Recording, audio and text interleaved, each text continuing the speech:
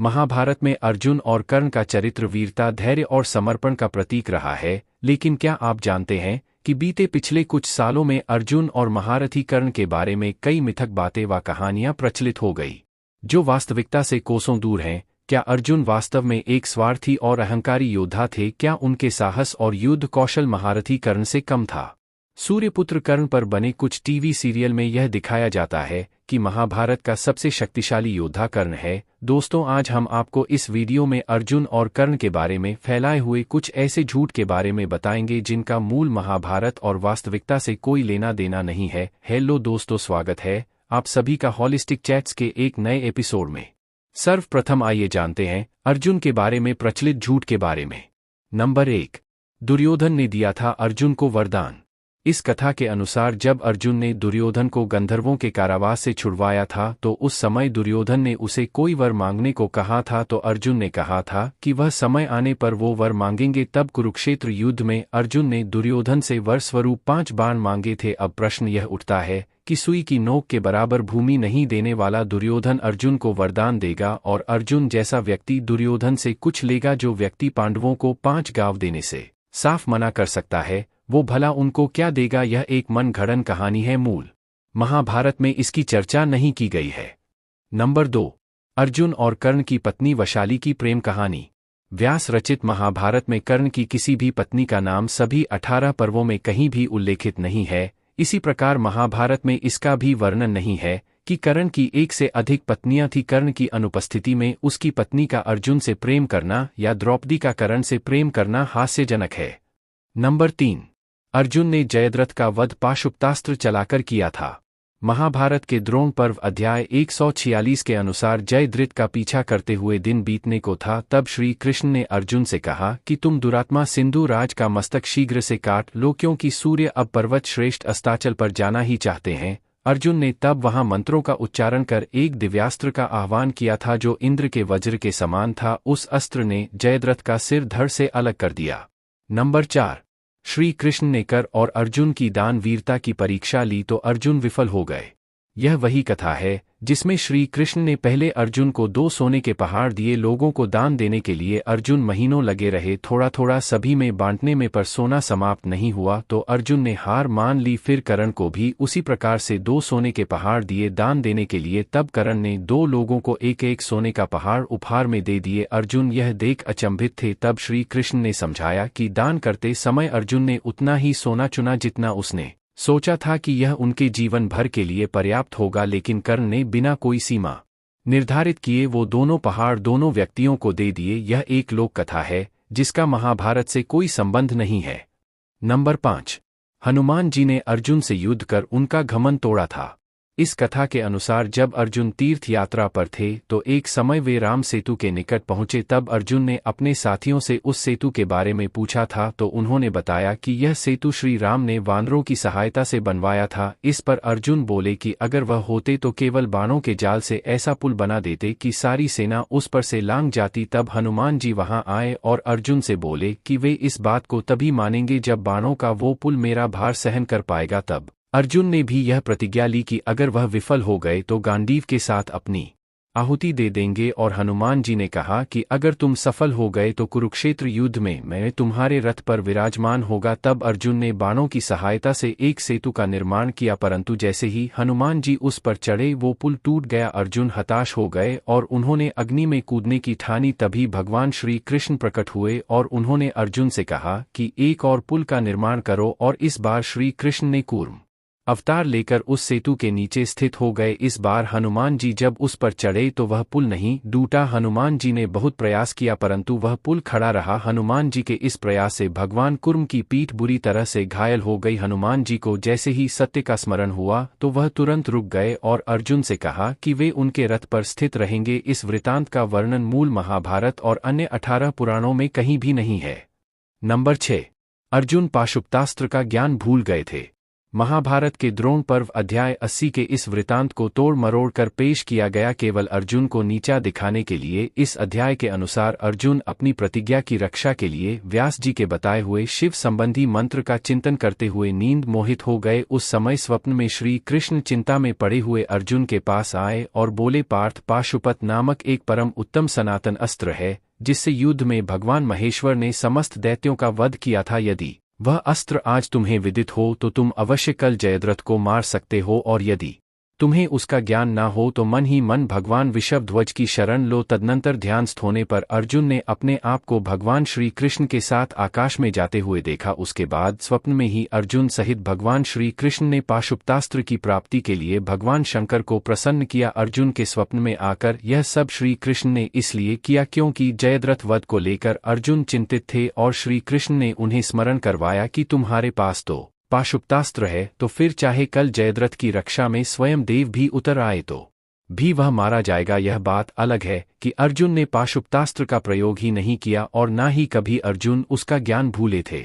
Number 7, Arjun लुटेरों से हार गए। जब लुटेरों से संघर्ष के उपरांत अर्जुन परेशान होकर व्यास जी के आश्रम पहुंचे तो वहां व्यास जी अर्जुन से बोले, तुम्हारे देखते ही देखते स्त्रियों का जो अपहरण हुआ है उसमें भी देवताओं का ही एक रहस्य है। वे स्त्रियां पूर्व जन्म में अप्सराएं थीं। उन्होंने अष्टावक्र मुनि के रूप का उपहास किया था। मुनि ने श्राप दिया था कि तुम लोग मानवी हो जाओ और दसों के हाथ में पड़ने पर तुम्हारा इस श्राप से उद्धार होगा। इसीलिए तुम्हारे बल का क्षय हुआ जिससे डाकुओं के हाथ में पड़कर उस श्राप से छुटकारा पा जाएं। अब वे अपना पूर्व रूप प्राप्त कर अपने स्थान पर जा चुकी हैं, अतः उनके लिए भी शोक करने की आवश्यकता नहीं है। इस भाग का वर्णन महाभारत के अधिकांश प्रमाणित अनुवादित संस्करणों में है। नंबर 8, कर्ण के बाणों से अर्जुन के रथ को पीछे ढकेल जाना। कर्ण द्वारा अर्जुन के रथ को अपने बाणों से पीछे ढकेल देने की कथा, जिसमें स्वयं श्री कृष्ण और हनुमान जी भी सवार थे, महाभारत के किसी प्रमाणित अनुवाद में नहीं मिलती। यह कथा शिवाजी सावत के अर्ध काल्पनिक उपन्यास मृत्युंजय से लोकप्रिय हो गई। कथा कहानियां चाहे जो भी हो, यह सत्य है कि कर्ण महाभारत के शीर्ष योद्धाओं में से एक थे, परंतु वह अर्जुन के समान नहीं थे। अब आइए जानते हैं कर्ण के बारे में फैलाए गए झूठ। नंबर 1, संभव अस्त्र। कुछ टीवी सीरियल्स में जब से यह दिखाया गया कि कर्ण के पास एक शक्तिशाली संभव अस्त्र है, तब से महाभारत का संदर्भ दिए बगैर धड़ल्ले से यूट्यूब पर अनगिनत वीडियोस बना दिए गए। संभव अस्त्र का वर्णन ब्रह्मांड पुराण के दूसरे खंड में ही आता है। इस पुराण के अनुसार यह अस्त्र भगवान शिव का है और इसका उपयोग देवी ललिता त्रिपुर सुंदरी ने भंडासुर के महामोह अस्त्र को नष्ट करने के लिए किया था। इसके अतिरिक्त महाभारत के किसी भी अध्याय में इसका वर्णन नहीं है और न ही अन्य किसी भी पुराणों में इसका वर्णन है कि यह अस्त्र कर्ण के पास था। नंबर 2, कर्ण का अंतिम संस्कार किसने किया? कई लोगों का यह मानना है कि कर्ण का दाह संस्कार श्री कृष्ण ने किया था और कुछ टीवी सीरियल्स में कर्ण का संस्कार करते हुए दुर्योधन को दिखाया गया है, परंतु महाभारत के स्त्री पर्व अध्याय 26 के अनुसार युधिष्ठिर ने अन्य कई मृत्युजनों के साथ ही कर्ण का भी अंतिम संस्कार किया था। नंबर 3, द्रोणाचार्य ने कर्ण को अपना शिष्य बनाने से मना कर दिया था। महाभारत के आदि पर्व में अध्याय 131 में आपको इस बात का प्रमाण मिल जाएगा कि कर्ण भी बाकी ही राजकुमारों की तरह गुरु द्रोण से शिक्षा ग्रहण कर रहे थे। उन्होंने प्रारंभिक शिक्षा गुरु द्रोण से ही ली थी। वहीं आश्रम में एक दिन कर्ण एकांत में गुरु द्रोण से मिलने पहुंचे और उन्हें बोले कि मुझे अर्जुन से युद्ध करने की अभिलाषा है और मुझे आप ब्रह्मास्त्र का ज्ञान दे।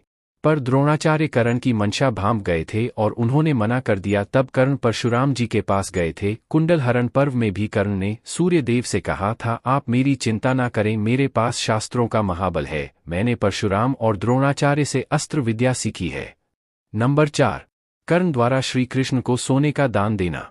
यह कहानी शिवाजी सावंत की किताब मृत्युंजय से प्रख्यात हुई थी। इस कथा के अनुसार अर्जुन से अंतिम युद्ध के बाद कर्ण काफी घायल हो गए थे और वहां वह अपने अंतिम सांसें गिन रहे थे, तो वहां कर्ण ने किसी व्यक्ति के रोने की आवाज सुनी जो कह रहा था कि उसके पास अपने बेटे के अंतिम संस्कार करने के पैसे नहीं है। मैंने तो सुना है कि कर्ण मारा गया। उस व्यक्ति ने रोते हुए बोला कि दूसरा कोई और दानवीर इस भूमि पर है। तब कर्ण ने पत्थर से अपने 2 सोने के दांत तोड़कर उस व्यक्ति को दे दिए। अगर महाभारत की बात करें तो अर्जुन ने अंजलि का अस्त्र चलाकर कर्ण का सिर धड़ से अलग कर दिया था और उसकी वही मृत्यु हो गई थी, तो दान देने का तो कोई सवाल ही नहीं उठता।